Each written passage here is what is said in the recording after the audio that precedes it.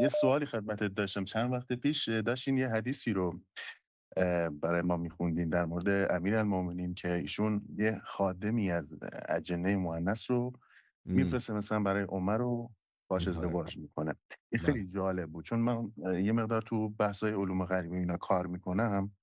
همیشه مثلا برام سوال بود، چون بعضی از این اجنه ها رو که ما اصدار میکنیم از مؤنث هستن و برای مثلا کارهایی که ما ازشون میخوایم اینا مثلا درخواست نکاح میکنن و چون از نظر شرعی من خودم جواب این مسئله نداشتم. این حدیث رو که شما خوندید خیلی برام جالب بود که آیا داریم حکمی که مثلا آقا ما بخوایم مثلا با یک اجنه مسلمان، حالا غیر مسلمان، حالا دینای مختلف دارن، این حکمش چی میتونه باشه؟ مثلا جایزه، جایز نیست، چه شکله؟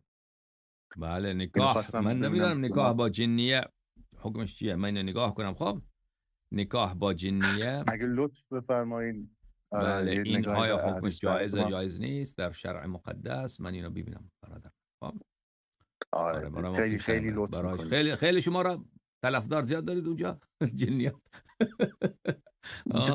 خواستگاری والا زیاد میان. حقیقتش چون نه خب احضار انجام بدین، چون اجن هر کدومش یه تخصصی داره. مثلا جنی که میاد مهندسه، فلان کار ازش میخواد، خب میگه در ازاش یه مزدی میخواد دیگه، میگه مثلا منو باید به عقد خودت در بیاری. مثلا دیگه به هر حال مسائل زناشویی صیغه هم قبول هستی. میکنن حالا یا من نه؟ تجربه صیغه رو خب مسلمون که باشن احکام خودمونه، چون شیعه هستن غالبا، خب اصلا سنی عجب. نداریم، ولی بعد اینا مسیحی را هم شکلش هم داریم. میبینی شما، مسیحیه اینا را که حاضر میکنی قیافش هم میبینی یا نه فقط صداش میشنوی؟ بله بله بله، دقیقا قیافش هم عین چی؟ یک انسانی که عین انسان مجسمه، عین یه خانم واقعا عین شبیه جسم پیدا عجب. میکنه، ولی خب بعد در اینا که صورت میآیند عین غیب میشه. همیشه شکلشون عوض میکنن یا همیشه به یک شکلن؟ مثلا تفاوت داره، چون من بیشتر با اجنه های مسلمان و اینها و رتبهشون بالاتر است، مثلا اجنه های شیطانی و اینها، اونا بیشتر شبیه کبوتر مثلا میتونه تغییر پیدا کنه یا گربه. ولی خب اونایی که مسلمانن ظاهر انسانی دارن و نمیتونن یا بالا تمایل ندارن به شکل دیگه بیان، چون برای وحشت ایجاد میکنه برای مثلا شخص مقابل. سعی میکنن با یه چهره خوب بیان، ولی خب اغلب چهرهای خوبی دارن و درباره نظام ایران چی بعضیاشون از گفتن اینا؟ خانم‌ها که پرسیدی که اینا ساقط میشه؟ نه پرسیدی از اینا خبری دارن اجنه؟ والا بله بله، در خصوص این مسائل هم چون من خودم خیلی آدم کنجکاوی هستم، حقیقتا بعضی وقتا اینا رو میفرستیم که مثلا بریم فلان بیت فلان آقا ببینید چه خبره. عجب. خدمت دست کنم که اینا یه قانونی دارن که به هر حال یه کسی که مسلمان باشه و یعنی مؤمن واقعی باشه اصلا اجازه ورود توی خونه شخص رو ندارن. خیلی جالبه که حالا من واقعا حالا این سوال پرسیدین، اگه خاطرتون باشه یه مدت طولانی شما برنامه نداشتیم. من درست.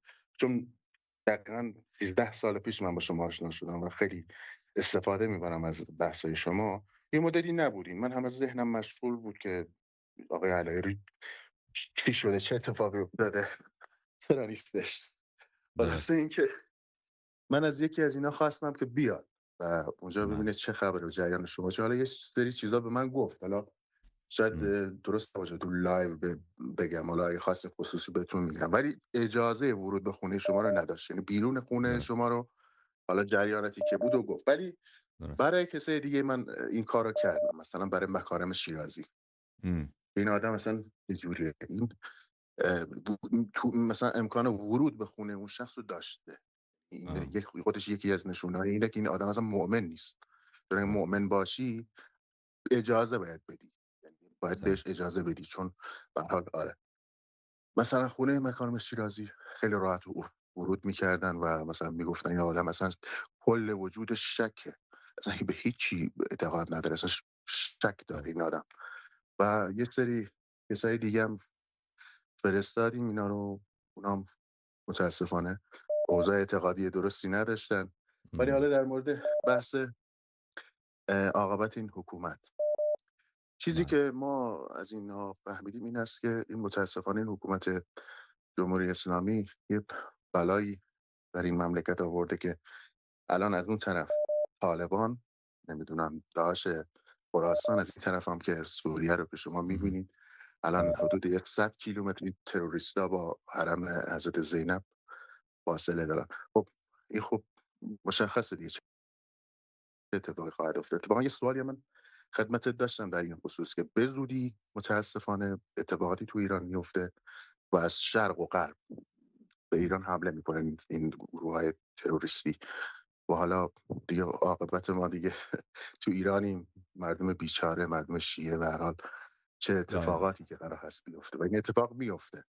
حالا سوال منم این بود، چون حالا بخشای مرکزی ایران، شهر مرکزی ایران یه خورده امن‌ترن، ولی شهرهایی چون ما خودم هم مال غرب ایرانم، مرزم دیگه تقریبا، اینا اینجا هجوم میارن. حالا ما نمیدونیم از شرعی ما باید بیایم با اینا مبارزه بکنیم یا نه فرار کنیم بریم به سمت شهرهای مرکزی. اینم از نظر شهری میخواستم ازتون بپرسم، حالا بحثش پیش اومد، اینم بله، جالبه. کسی اگر بتواند از مرزهای شیعیان دفاع بکند کار خیلی خوبیه، کار رو انجام بدهد خیلی خوبه.